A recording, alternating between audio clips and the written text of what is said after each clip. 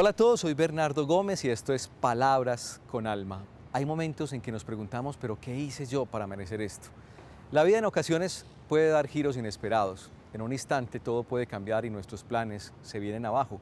Un accidente, un diagnóstico, la muerte de un ser querido, un revés económico o cualquier tipo de situación catastrófica. El tener fe no nos hace inmunes al dolor o al sufrimiento. Al enfrentarnos a la tragedia tenemos dos caminos. El primero es mantener la fe y la confianza en Dios.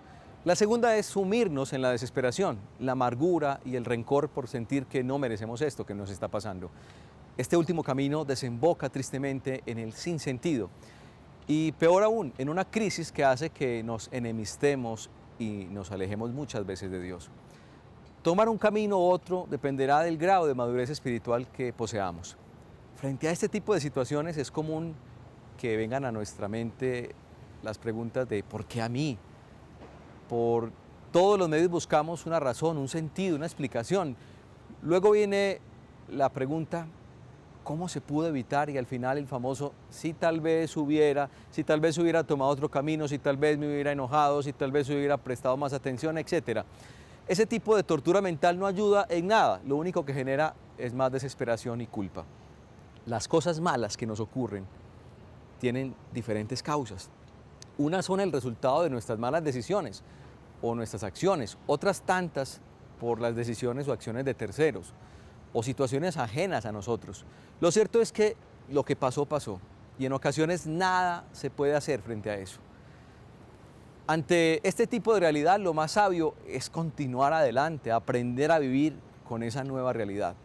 Con esta lógica se escribió la hermosa oración que rezan en todo el mundo las personas que pertenecen al grupo de Alcohólicos Anónimos, conocida como la oración de la serenidad. Y dice así: Dios, concédeme la serenidad para aceptar las cosas que no puedo cambiar, el valor para cambiar las cosas que puedo y la sabiduría para reconocer la diferencia. Sabemos, mis amigos, que este mundo es imperfecto y aunque seamos creyentes estamos supeditados a todas las leyes de nuestra naturaleza mortal. En ocasiones las circunstancias de la vida no serán favorables. Por la fe sabemos que Dios ha trazado con cada uno de nosotros una historia de salvación, como lo hizo con el pueblo de Israel, una historia llena de momentos de victoria, pero también de derrotas, destierro, dolor. Lo importante es tener la certeza de que nuestra vida está en sus manos. Y como diría el apóstol Pablo, si Dios está con nosotros, ¿quién en contra nuestra?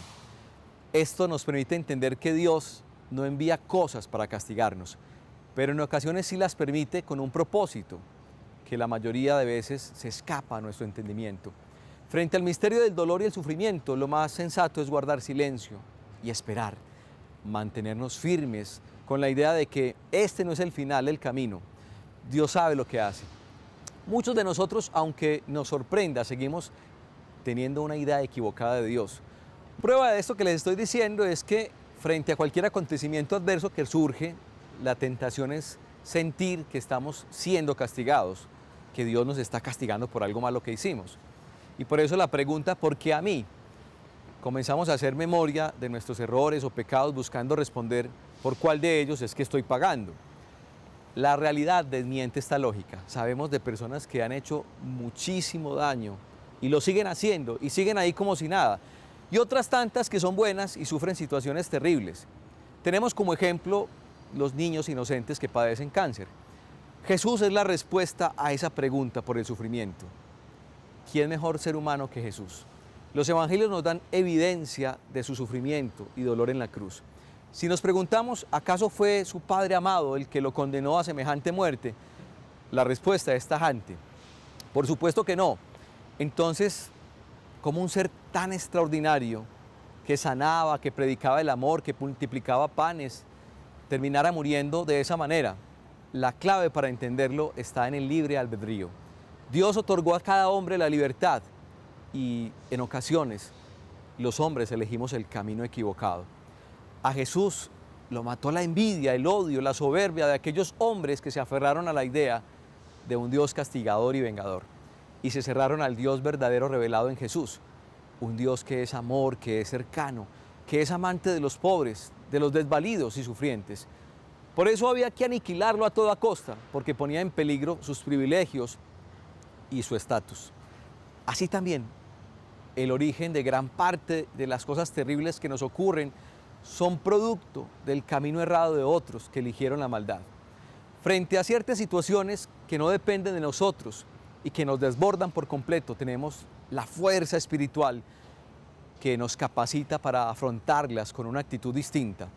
Podemos elegir estos dos caminos. El primero, el de aceptar, que no debe confundirse con la resignación. Este camino es dinámico y tiene como propósito la sanación. El segundo, en cambio, es pasivo y termina en la victimización. Esta actitud recorre un arduo camino de duelo con todas sus fases: negación, llanto, tristeza, enojo, frustración, desembocando en serenidad y paz. La segunda actitud de la que les hablo es de la compasión con los otros, que como tú viven o han padecido el sufrimiento, y esto te permite ser más empático y comprensivo. De esta manera, tu testimonio de fe y superación puede ayudar a levantar a otros. Muchas fundaciones, centros de acogida, libros de superación, conferencias son el resultado de seres humanos que lograron superar su dolor y tomaron la actitud de ayudar a otros para que hagan lo mismo que ellos. Termino con este pequeño trozo de la carta de Pablo a los Gálatas. Ayúdense unos a otros a llevar sus cargas y así cumplirán la ley de Cristo. Señor Jesús, nos ponemos en tus manos. Ayúdanos a cargar la cruz y darnos la fuerza también tal vez para ayudar a cargar la cruz de los demás. Un abrazo y un feliz día para todos.